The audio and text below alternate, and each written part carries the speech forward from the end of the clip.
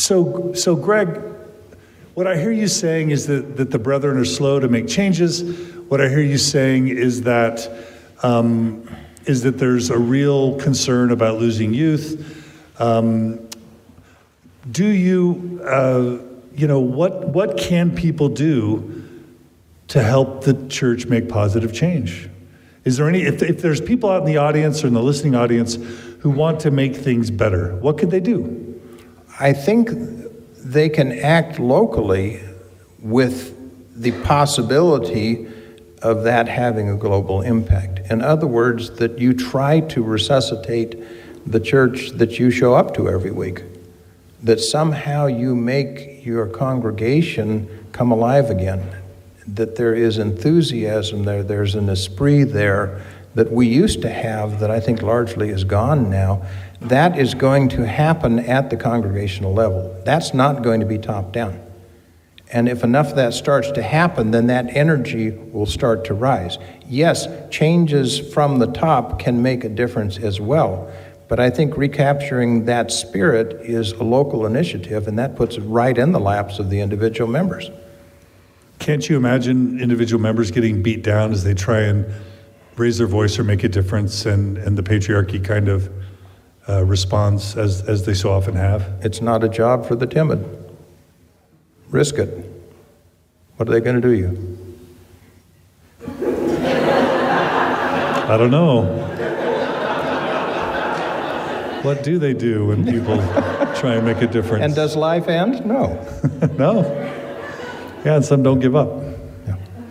So make a difference at the local level. What else? I think as part of that, what I was talking about earlier, own your religion.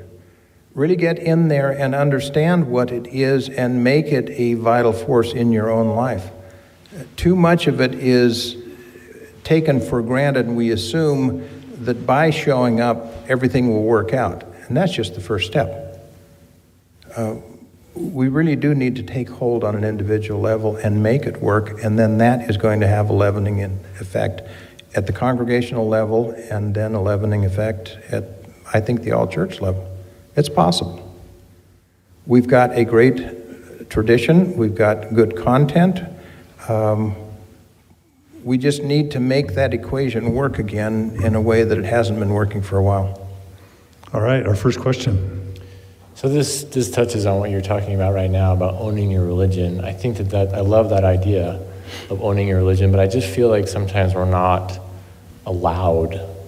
If you think about the temple recommend questions, it doesn't seem like we're allowed to really own our religion and show that we are owning it. Does that make sense? Could you touch more on that? I don't think there's anything about the temple recommend interview that would block you from owning it. That's a very personal thing. It's your encounter with the religion in your own study, in your own reading, in your own daily life, in your prayer life. That's where it's going to happen, and then it will flow out from there. I don't see how that temple recommend interview would have any dampening effect on it. Next question. Okay, so I've been thinking about, I live in Provo, there's the Freedom Festival. And there's been a lot of places that, Encircle this year hasn't been able to be a part of that parade.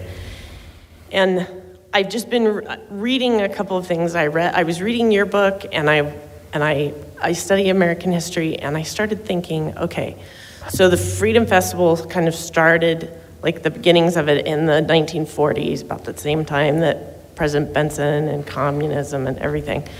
And it was to protect, kind of a response to protect traditional families. And the board of the Freedom Festival is saying they don't want an issues parade. But this is the family's issue right now. And how do you communicate that when, on the other hand, I'm reading all these stories about plural marriage, and clearly, like, our Mormon vision of heaven has a little trouble with how this works, for our homosexual family. I mean, you know, the family members that, like, how does that fit? So how would you talk about the family, knowing that what you do about our biology and about our history and how we make that work again? Like, recognize what a family really is. It never was traditional. I'm not really. Thank you. I was in on a discussion at the White House about families, and the Mormon Church came into the discussion. And the feeling in the Obama administration was that it would be a non-starter to have the Mormon Church involved because of their narrow definition of family. And my response was, yes, I think that the appropriate slogan would be, the family, you define it, we support it. And I think that's where we will head eventually. It's going to be a bit of a slog within the Mormon tradition because there is such inertia in the opposite direction. I would like to say that I chuckle when people talk about traditional marriage, but it's not a laughing matter. I would urge any of you to go back, and you can do it through the internet, and read the arguments in the Prop 8 trial in Judge Walker's court. Hollingsworth, what was the other? It was, I'm trying to remember the name of the case, but it was the case that was brought to challenge Prop 8. And it lost in Walker's court, and then it also lost at the Ninth Circuit, and it was the case where the Supreme Court said, we're going to remand this back to the district court because you don't have standing to argue it. That trial laid open this notion of traditional marriage and decimated it. That if you look over history, in fact, marriage has been a very dynamic, changing concept, with the trajectory as you move forward being that women gradually were treated as human beings, because for centuries they weren't within marriage. So the idea that traditional marriage is any fixed entity in the first place is a misnomer, and you need to go back and look at your history. And then the idea that the nuclear family is either the most prevalent in society or even the only preferred one doesn't hold up to scrutiny either. Even within the church, this was about 35 years ago, there was a big demographic survey done. We had an in with one of the guys who was doing the survey, and so that's how we found out about some of the results. 1/2 of the households in the church at that point were single. Now that meant that 1/3 of the adults were single, because every married household was 2 adults. So the idea that there was a nuclear family that represented the class average within Mormonism wasn't even true 35 or so years ago.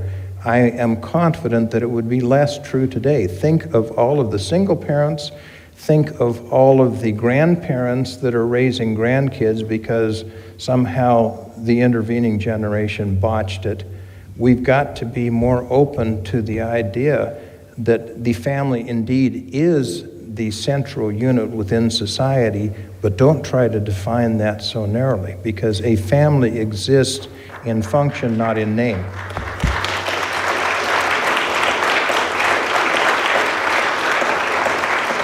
Thank you.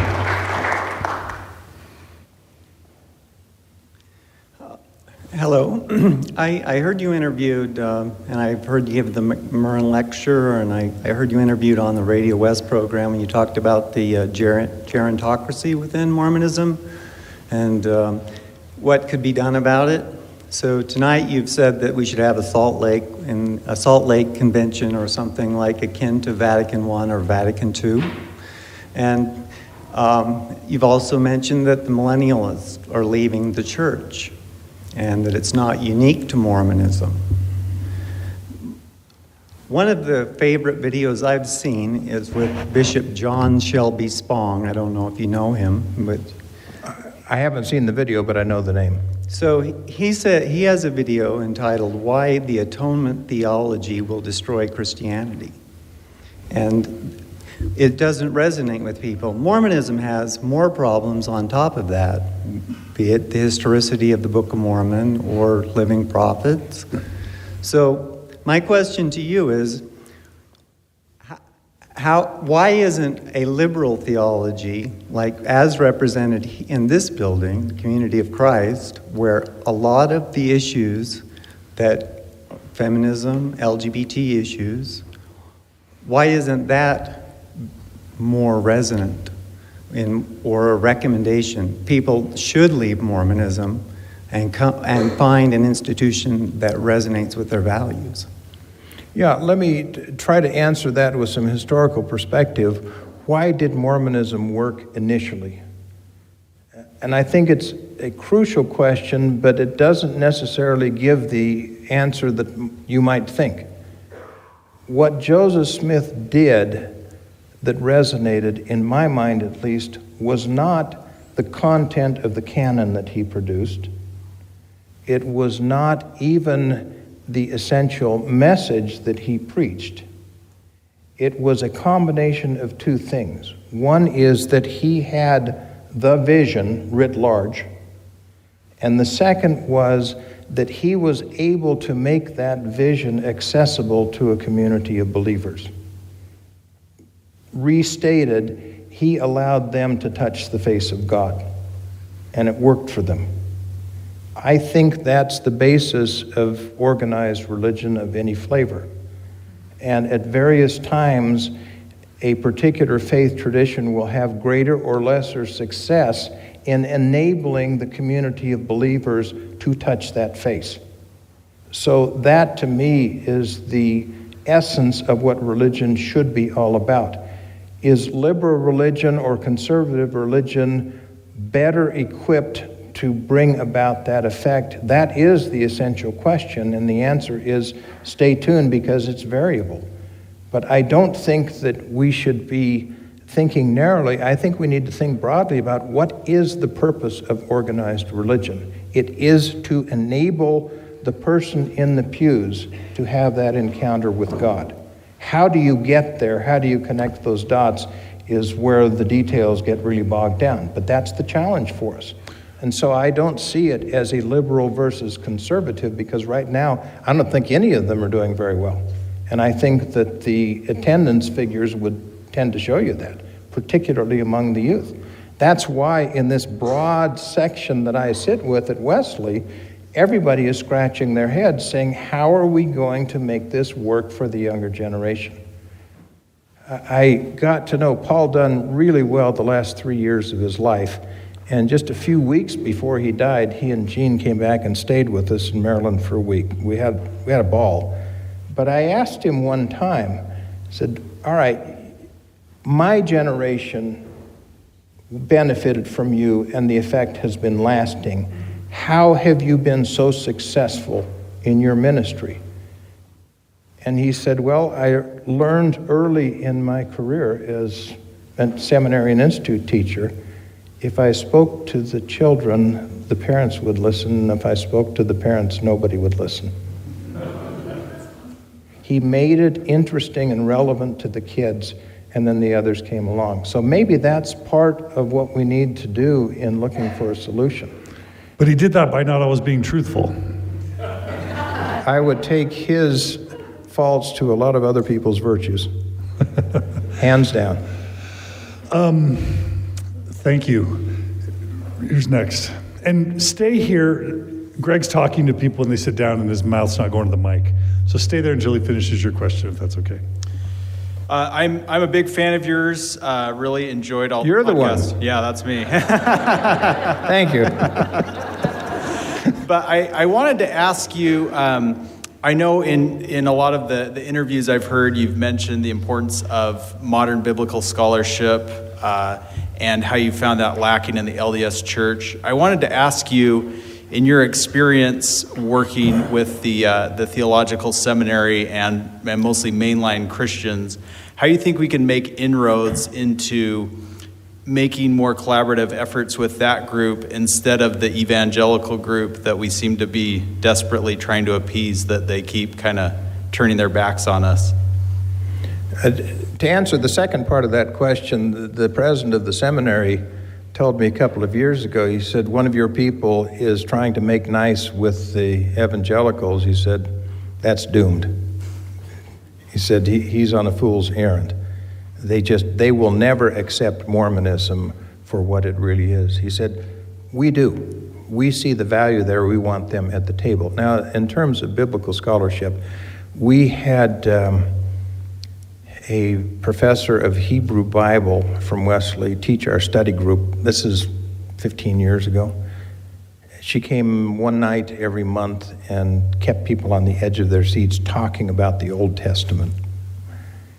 It was the same year that the Old Testament was the gospel doctrine class. And so I gave her the thick gospel doctrine instructor's supplement, whatever, and said, look at this, and we'll talk next month. Next month she came back and was trying to be polite, and I said, tell me what you really think. She said, this is the worst I've ever seen, and I've seen bad ones. Because it really amounts to, here are the behaviors we want to teach you, and we'll cherry pick the scriptures that get us there. It completely ignores what the Bible is all about. I asked her one time, I said, let me give you an example. If I were practicing medicine today, using the knowledge and the techniques of 150 years ago, I would be locked up. I said, is that analogous to how far biblical studies have come in the past 150 years? And she said, no, it's not a good analogy because biblical studies have come further than medicine has in that amount of time. We still have our heads stuck in the 19th century in terms of biblical scholarship, and I want to even call it scholarship. I don't know why we're so scared of it, but we are. We got to get into the 21st century, or we're not going to go anywhere in terms of understanding the richness of what the Bible has to teach us, and it has a lot to teach us. But, thank you. But couldn't you argue that the churches that really embrace biblical scholarship, modern biblical scholarship, are dying as a result? I don't think those Protestant churches like Methodism, they're not doing great, right? Nobody's doing great right now, except perhaps the Pentecostals. No, I mean, even the mega churches that were in vogue a generation ago are in trouble, because what appealed to the parents, the religious country club, is not appealing to the children. Think of religion as having two parts. One is the essence of it. That's the important stuff. The other is the form that essence takes. You're trying to take something that is infinite and reduce that to finite terms so that we can try to grasp what it is all about. And that is, at best, a very tricky process. But what does happen is the symbols that you use to try to give people access to that infinite are going to become outdated. And so you constantly have to search for newer symbols. Some people would say, no, that's prostituting religion. It's just the opposite. It's keeping religion alive. If the power of the symbol becomes outdated, you scrap the symbol and you start with something else. The modern understanding of the Bible is going to be the lifeblood that allows religious institutions to put the new symbology together to make that more accessible than it has been in the past. So no, I don't say that's not the cause that these traditions are seeing waning membership. It may be part of the solution, but it's certainly not the cause. Aren't the most orthodox fundamentalist religions still thriving, and the ones who become liberal are the ones that are dying? Well, let me show you an example within Mormonism. As I am seeing it, this is mostly anecdotal, but it's a lot of anecdotes. The people who are at greatest risk now in the internet age are not the liberals in Mormonism. It's the Orthodox, because they thought they knew exactly the way things were. And when it turns out they're not that way, they don't have any place to go. They don't have safe ground. And so in the short term, maybe the hyper-Orthodox traditions are seeming to appear sounder. I think in the long term, they are the ones that most are at risk. Doctor. This is my cousin, Brett Parkinson, Dr. Brett Parkinson. Welcome, cousin. Good I evening. love you. I love you too, and love you too. It's good to be here. During the interview, you referenced the halcyon days of the McKay era when you were growing up. What was so magical about that time, and what made it exciting for the youth, and how could we replicate it now for our kids and our grandkids? The first part of that is easier to answer than the second part, the how-to. There was an enthusiasm throughout the church.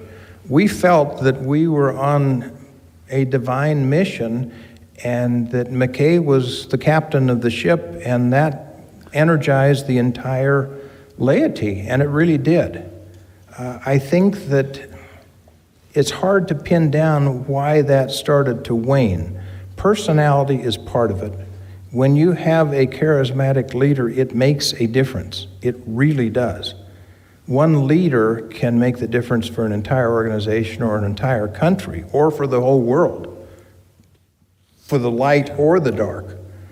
How to regain that, again, I get back to the idea of a Salt Lake One, that you've got to be willing to put everything on the table and say, why is this not working now when it used to? And it may be that you're using the same things that you used, but they're not working anymore. I have an imaginary conversation with Bill Marriott since I've known him for 40 years. And my imaginary conversation is, so Bill, what does your company do? Well, we rent a lot of hotel rooms. What'd you do 40 years ago? We rented hotel rooms. Why do you keep changing your advertising then? You're doing the same thing. And he would say something like, shows how much you know. Even though we're doing the same thing, we have to package it differently in order to keep it fresh and attractive to our clientele. That's where institutional religion tends to fall short. They get into a rut and say, not only do we not want to change, it becomes perverse and say, we can't change because to change would indicate we are not inspired. I don't like the word inspired because once it's applied to something, that tends to give it permanence that it does not deserve. And everybody is afraid to get rid of it because at one point it was inspired. Thank you. Thanks, cousin. Is it possible that David O. McKay administration represented sort of a vision of what we can be about and where we want to go, whereas more modern administrations, if you can call them that, are about what we're going to be against? We're against the gays, we're against the intellectuals, we're against the feminists, and you can't really inspire and mobilize people. You can create an enemy and mobilize people against it, but it doesn't carry the same sort of energy and potential that a vision about where we're going to go can inspire. Yeah, I think there is a lot of merit in that, John, that if you look at the 50s and the 60s, the one of the three great social issues that our entire society and our Mormon society are grappling with now, only one of them was really emerging, and that was the civil rights movement. And that was into the late 60s. So it affected McKay, and it was not one of his finest moments. He was very regressive on civil rights. And I regret that because he was trying to be progressive on blacks and priesthood at the same time. I was amazed that those things were dissonant, and yet that was the reality. But women's rights and gay rights didn't come into play until after his death. And those three now, civil rights, women's rights, gay rights, are paramount in our society. We've got to get those right, or we run a huge risk of driving off the road permanently. We have not done well in American society on any of the three of those. Yes, there is measurable progress, but if you look at where we should be compared to where we are now, we don't get a very good grade. Within Mormonism, we haven't done well on any of the three of them as well. And people might say, well, there was 1978 Revelation. Yeah, and look where we are now. I think we are a more racist church now than we were before 2012. I think when Barack Obama defeated Mitt Romney... There are people wanting to clap. I think that there was a substantial group within the Mormon Church that felt that this was an inexcusable offense, that this black guy beat the Lord's anointed. Mitt Romney. Yeah, and I think it's measurable that there is more racism within Utah now than there was before 1978. Particularly if you talk, for instance, to white parents who have adopted black children. Listen to the stories that they tell. I gave a high council talk, and the bishop said, I want you to talk about staying the course in hard times. I thought, okay, I can work with that one. But one of the things that I said was, we cannot tolerate the racism that is in existence in this church. Afterwards, a lovely black lady, probably from the Caribbean based on her accent, came up to me and said, thank you. And she said, if anybody thinks there is not racism in this church, try dating a white guy and see what happens. So we haven't gone very far on any of those three areas we need to for the health of the church and for the health of society. Yes. Okay. I hope I can say what I'm feeling. My question is, do you think that religion is supposed to fail? Because let me just explain my spiritual journey. You know, as I came to feel hungry at church, like I was not being nourished, I was not being fed those deeper spiritual truths that I was hungering for.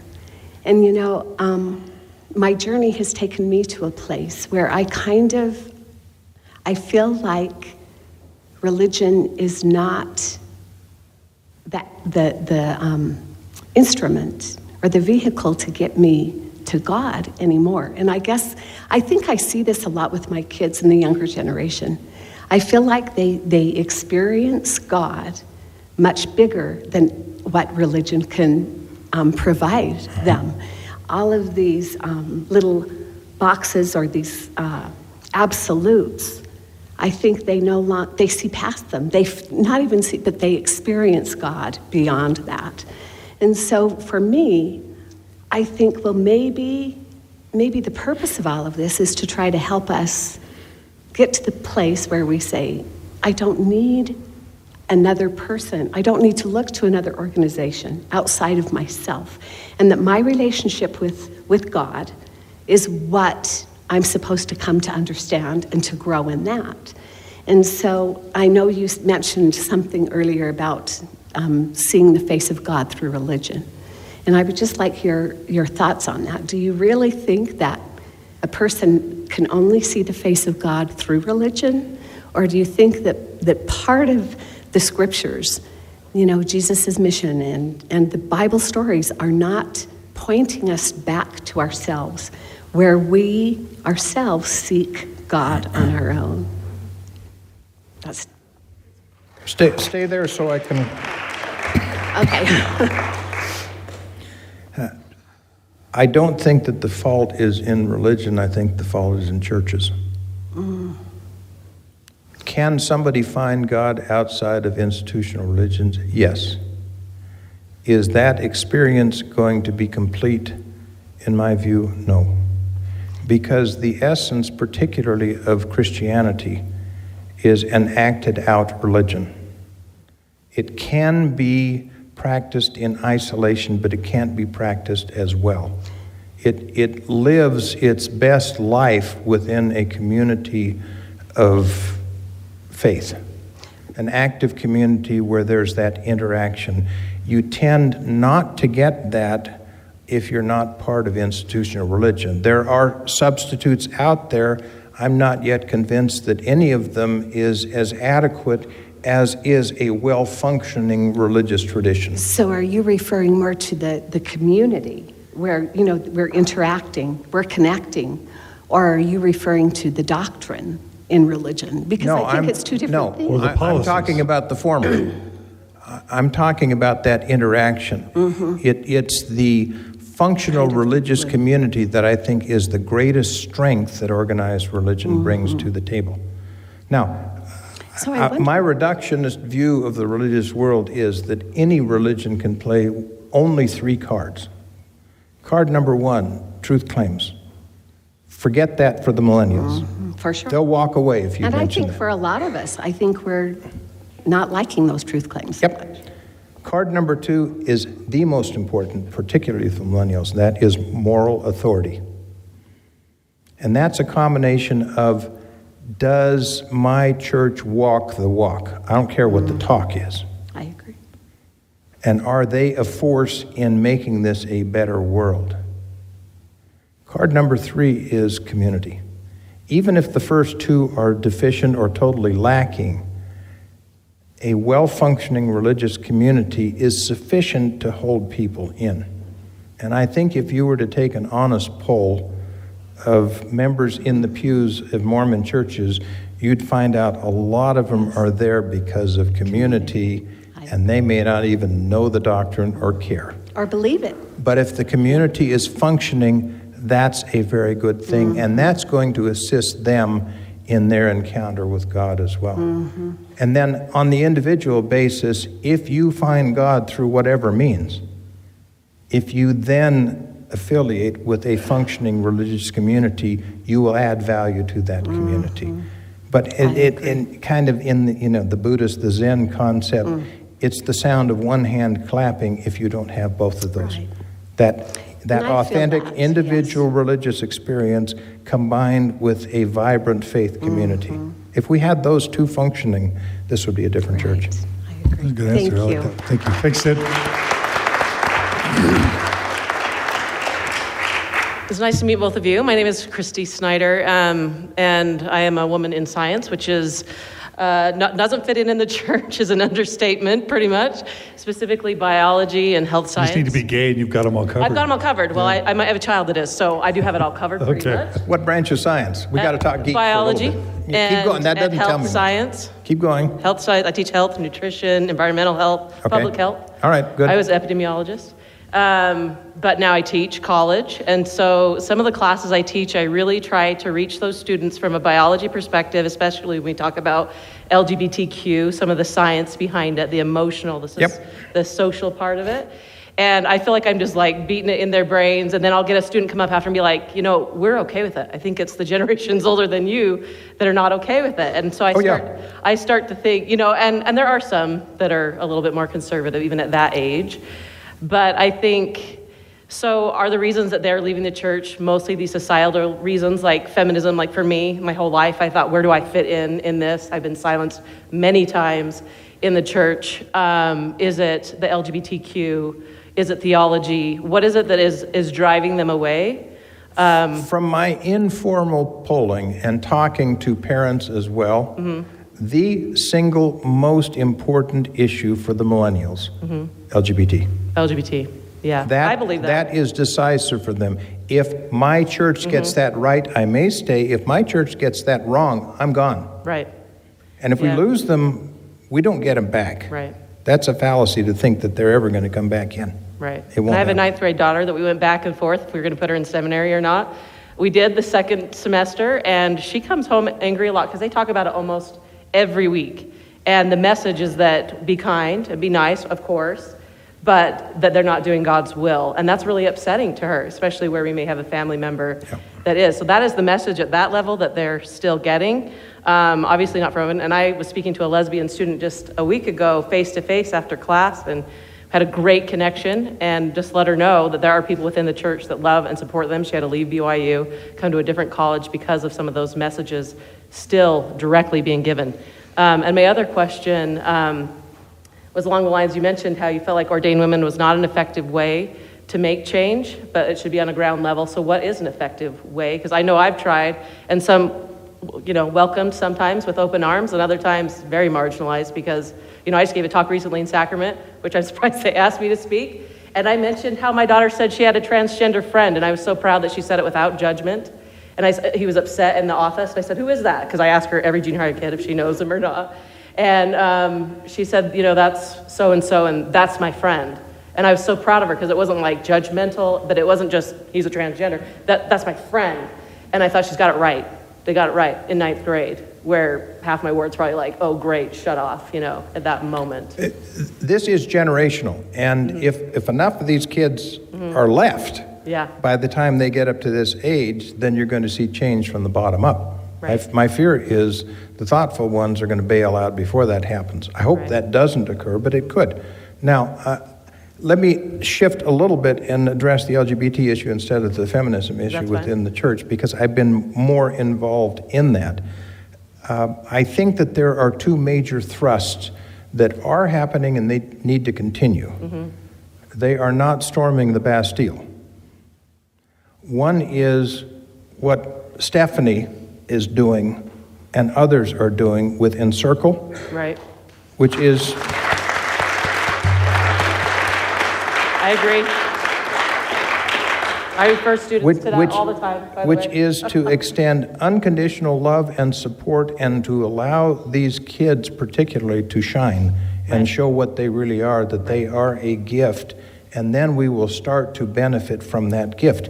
The other prong, and that's what Bill Bradshaw is doing and it's what I'm trying to do, is to get home the message, this is biology. It is. You are born this way. So get over it. Right. Now, neither one of those is going to be a short-term victory. No. The Pew Research Center did a survey about 6 years ago, and it found that Mormons were second only to Jehovah's Witnesses in evolution denial. Right. That about 3/4 of the Mormons that they polled denied organic evolution. Aren't we proud? Oh, right. I went to BYU Hawaii. We were in the biology class. Evolution came up. Like, people were crying, leaving the class. It was crazy. We're like, what? What do you mean? We all changed. It's part of biology. Science got that one right decades ago, and look how long it has taken, and we're not even halfway there yet. So to say sexuality is biological from top to bottom, from side to side, science is continually informing that at a more sophisticated level. It's not a monolith. No. It is a grid that is very complex, a multidimensional array. And so you're not going to find biology informing everything with the theory of everything. Right. Each flavor is going to have different etiologies, but nonetheless, it's biology. It's not choice. It's a permanent imprint that is immutable. Right. And that is a message I tried to give and give deep. Now, we have to continue both of those messages at the same time. Neither one of those is a direct storming of the Bastille. Right. On this side, it's let's allow these kids to shine and show what they really are and shame those who would try to put them down. Right. And on the other, it's there's science here that's informing, so let's let it inform. I could go on and on. Thank you. Groundwork Thank you for your question. Okay. Just one more question. Just the as far as like in church, if I was going to talk about that kind of issue in church, I think it's difficult because how do you portray that message that they're not just okay, but they're fabulous? I love when people say that when the church teaches otherwise. Yeah, during the 2012 campaign, I got to know Michelle Borstein, who's a religion writer for the Washington Post. And she was just trying to get up to speed on Mormonism, so we had several lengthy discussions about it. At one point she says, okay, so I'm Jewish. Within the Mormon tradition, what is the mechanism, the forum where you can get together and discuss controversial issues? Podcasts is the answer. And I said, Michelle, not only is there not such a forum, if you try to establish one, you will probably be beaten down. She was incredulous. She says, that's where it happens within Judaism. And so maybe that's part of the lifeblood that we have to re-inject. Maybe that informs some of these other questions, is we have to enable our laity to get together and talk about what concerns them. Because right now we shut that down. And if you shut that down long enough, you're killing the animal.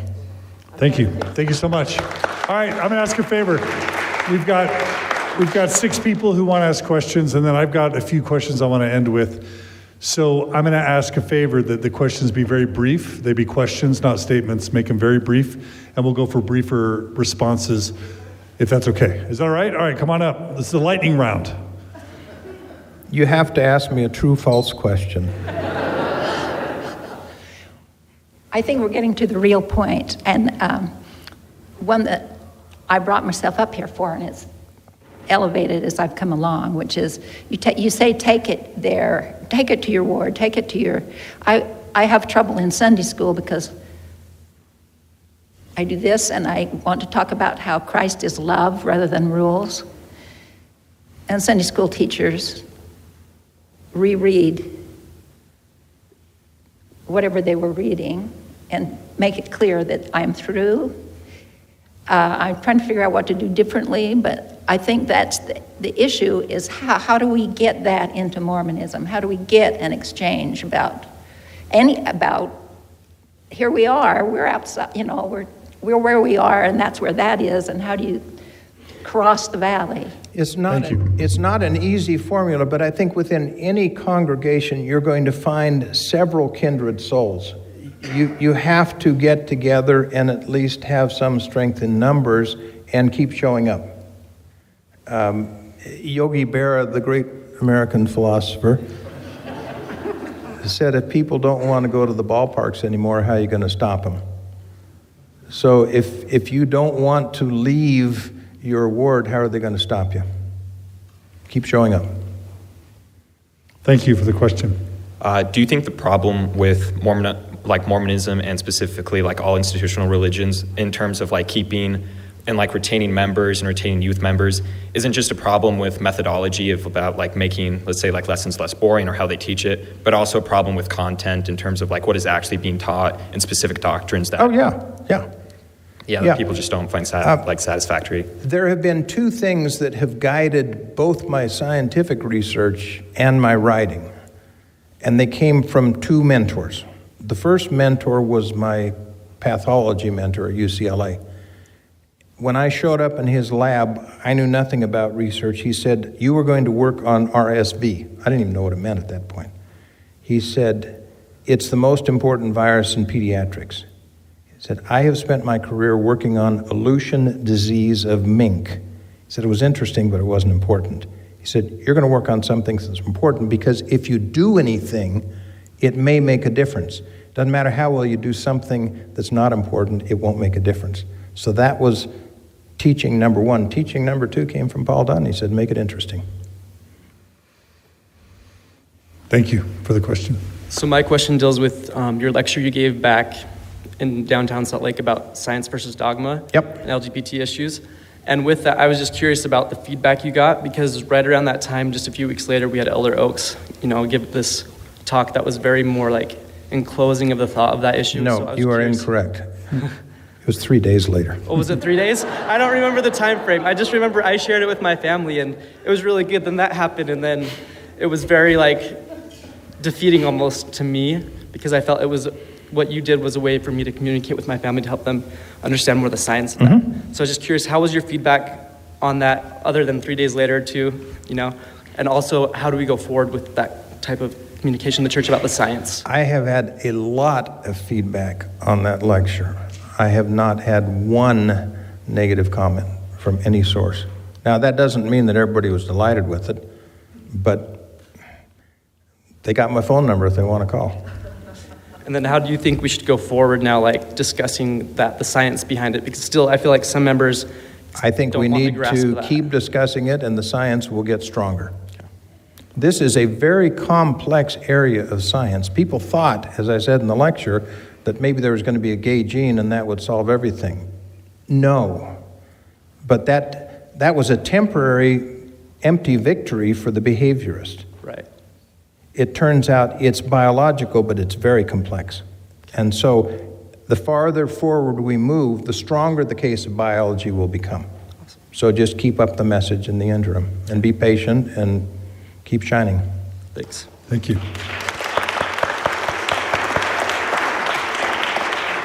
my questions on psychology, but I'm not going to ask it. I just want to read one verse. I'm not a member of any church. I was excommunicated from mine, but I am reading the scriptures of the place we're meeting in here, so maybe it's a plug for the local congregation. Section 116 of the Doctrine and Covenants, revelation given through Joseph Smith III, May 4th, get the date, 1865. Council of the First Presidency of the Quorum of the Twelve is a session at the home of Israel Rogers, May 65. Among other things, the council was concerned about the ordination of men of the Negro race. Joseph Smith was asked to seek divine guidance in this connection. Revelation was received in response to the fasting and prayers. This should be kept in context of the Civil War, etc. I'll just read one verse. Accepted by the conference, semi-annual conference in 1878, authorized in the inclusion of the Doctrine and Covenants. Verse 1, hearken ye elders of my church, I am him who called you friends. Concerning the matter you have asked me, lo, it is my will that my gospel shall be preached to all nations in every land, and that men of every tongue shall minister before me. Therefore it is expedient in me that you ordain priests unto me of every race, who receive the teachings of my law and become heirs according to the promise. So what's the question? The question is the psychology, I guess for both of you, and maybe I'd like to just hear your comments on the psychology of clinging to. I myself am a believer of Joseph Smith, the Book of Mormon. I know that doesn't jive with everybody here, but why hang to a church of Brigham Young? If you look what Brigham is saying in these years, and there's other traditions, there are dozens of LDS or Mormon traditions that, here's one 100 years before. I'd like to hear your comments on the psychology. Edwin Woolley was a bishop. Thank you. In Salt Lake at the time of Brigham Young. He did a business deal with Brigham that went south. And not long after that, Brigham was walking down the street and encountered Woolley and said, Brother Woolley, I assume you're going to apostatize over this. And he said, if it were your church, I would, but it's my church as much as it is yours.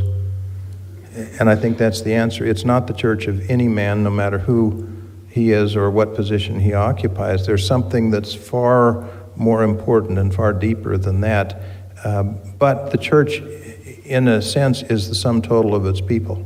It's no better than the people who are in the church. When we act well, then we can do great things. If we don't act as well, then we don't do so great. We got ourselves into a pit on non-ordination of blacks in the 1840s, and we didn't dig out of that for 130 years. Shame on us. But we don't seem to have a God who is willing to pull us out of a pit that we jumped into ourselves until we figure out how to get out of it. I don't condone that policy at all. I think it was a huge mistake and it hurt a lot of people for a long time. We have gotten past that. We haven't gotten past the racism yet, so we still got work to do. So I thought this question would come up, but it hasn't yet. So President Nelson is the new president of the church. General Conference is in 2 weeks. He seems to have invigorated the leadership at this point. There have been reports of members of the Quorum of the 12 sort of appearing at state conferences almost unannounced and exhorting the members to watch conference because there will be big announcement big changes. One that apparently has been pretty much confirmed, and you're talking about getting rid of the barnacles, is that home teaching and visiting teaching are going away to be replaced by ministering, which doesn't sound much different from home teaching and visiting teaching. So there is one very scary thing that could happen at this conference, if it is as big as is rumored. But then iPads were big, so, for missionaries, so who knows? That may be oversold. So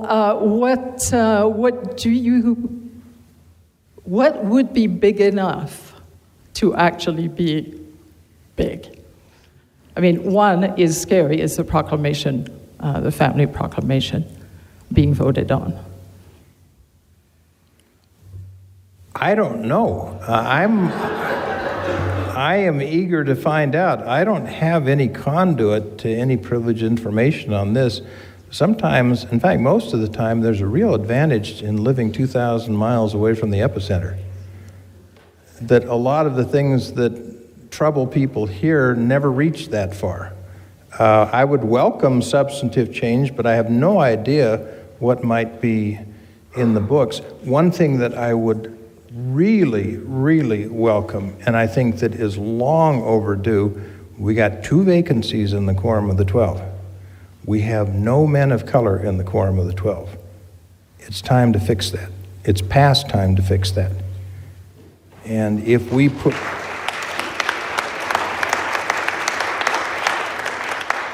If we have 2 new apostles who are white men from the East Bench, that's not a reassuring signal to half of the church. So maybe that will be part of that. I don't know. I would love it if that were to happen, though. John, we've cleared the bench.